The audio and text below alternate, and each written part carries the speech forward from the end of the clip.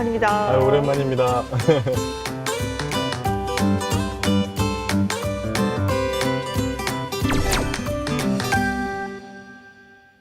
얼마 전 온라인에서 노을자리 캠페인이라는 게 있었더라고요. 어떤 건지 간략하게 설명 좀 부탁드립니다. 누울 자리 없으면 우리가 알아서 한번 뻗어볼게 하는 그런 퍼포먼스로 국회 앞에 잔디밭에 돗자리 하나씩 놓고 거기 한 명 한 명 눕게 해놓는 그런 퍼포먼스를 했어요. 정말 좀 새로운 정치 문화의 새바람?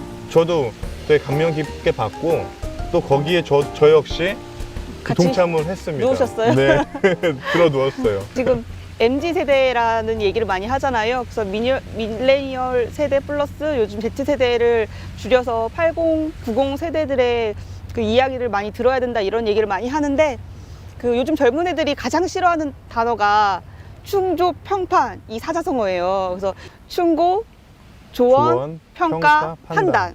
젊은이 플러스 정치인.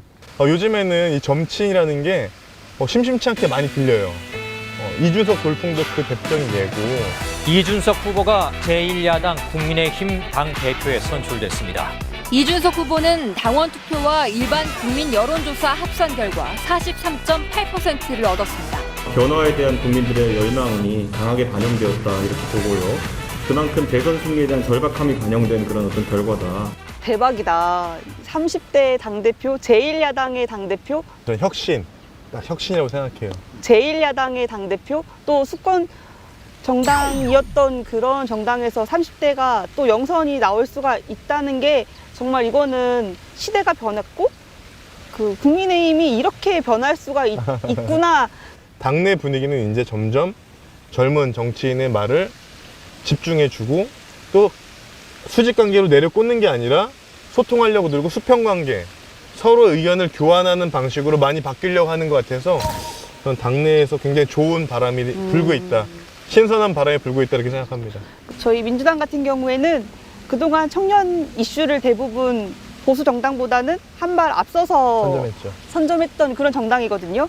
그래서 기존에 우리 민주당에서 먼저 청년 비례대표도 얘기했었고 청년 대변인을 선임할 때 온라인 공모, 네. 또 오디션제 이런 것들로 공정하게 해보려고 하는 노력도 있었고 네. 또 청와대 청년 비서관도 새로 신설하면서 그런 새로운 청년에 대한 목소리를 담기 위한 노력을 했는데 국민의힘에서 이준석 효과가 너무 크니까 이걸 물타기 위해서 우리도 뭔가 해야 되지 않냐라는 걸로 너무 성급하게 앉히지 않았나. 그리고 거기가 이제 1급 비서관이거든요. 1급 공무원은 9급 공무원이 들어갔을 때는 뭐 생각도 할 수 없고 행정고시라는 5급으로 들어가도 25년 걸린다고 하더라고요. 1급까지 가기엔.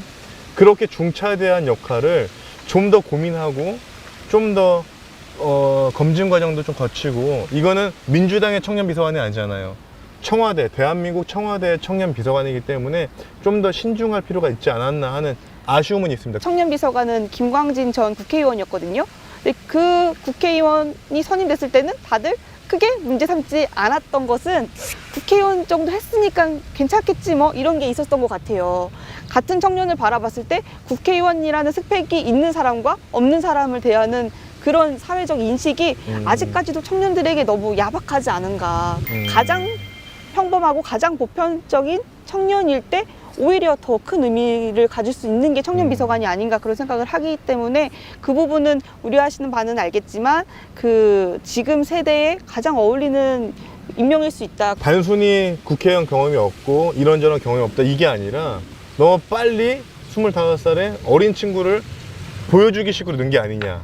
다른 청년들한테 기회조차 안 줘봤어야 되겠냐. 오히려 이런 토론 배틀처럼 청년 비서관 공개 청와대에서 딱 해서 한 달 정도 시간 가져서 정말 좋은 인재 이걸 활용해서 오히려 청와대에서 그 이번 신임 청년 비서관들을 뽑을 때 온라인 경쟁이라든지 새로운 경쟁 구도를 보였다면 그거야말로 국민의힘 따라하는 거 아니냐 이런 비난을 받았을 거라 생각을 해요. 저는 좋은 거는 서로 배울 점은 배우고 고칠 점은 고쳐야 된다고 생각합니다. 그동안 우리가 봐왔던 그런 기성 정치가 아니기 때문에 지금 도래된 상황이라 생각하거든요. 이 사람이 어떤 삶을 살았고 어떤 이야기를 했고와 상관없이 25살 아직 대학도 졸업하지 않은 그렇게 규정하고 있는 사회의 시선이라고 생각하거든요. 내년에 있을 지방선거를 앞두고 어떻게 청년들을 끌어들일 것인가에 대한 고민을 반성과 함께 지금 하고 있는 그런 상황입니다. 네. 세대 교체를 놓고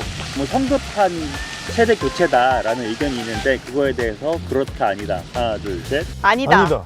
그 기존에는 수직 관계로 너 정치 한번 해봐 이렇게 해서 선출되는 방식이었잖아요.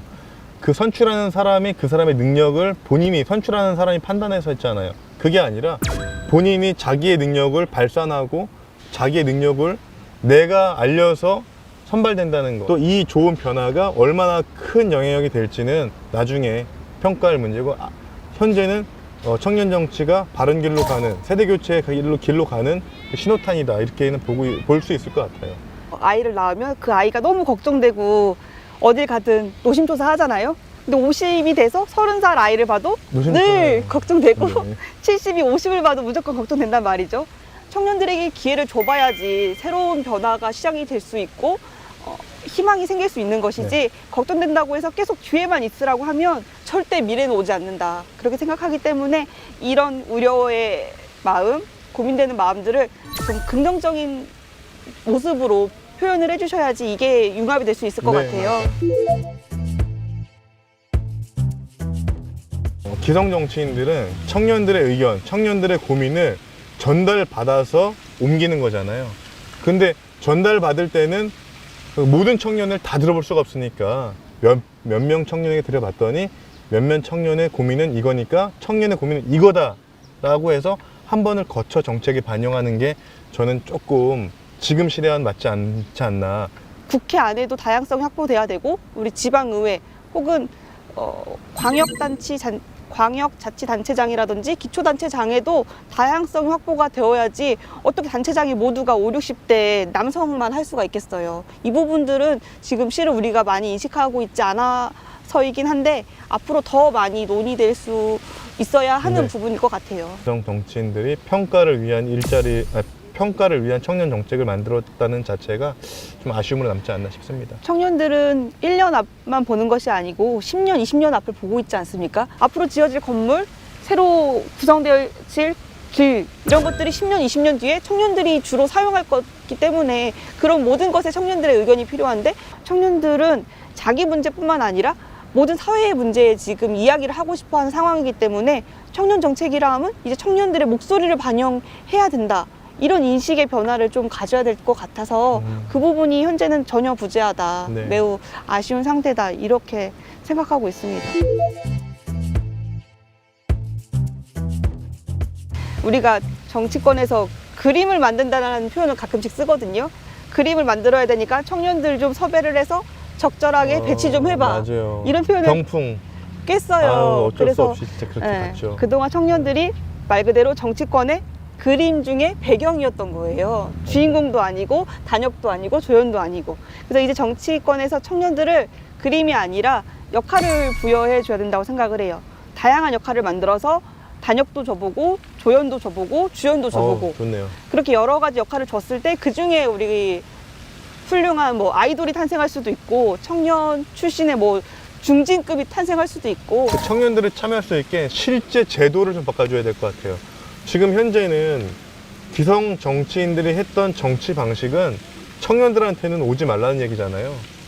일단 기타급이나 아니면 사무실 운영비, 아니면 그 선거 사무원 인건비, 또 활동 자체가 다 돈이잖아요. 그런 문화부터 좀 낮춰주고 실제 청년들이 정치에 들어와서 활동할 수 있게끔 그 제도적인 변화와 또 정당을 통한 정치 참여, 이런 걸 확대하는 게 현실적인 문제, 실질적인 문제 같아요.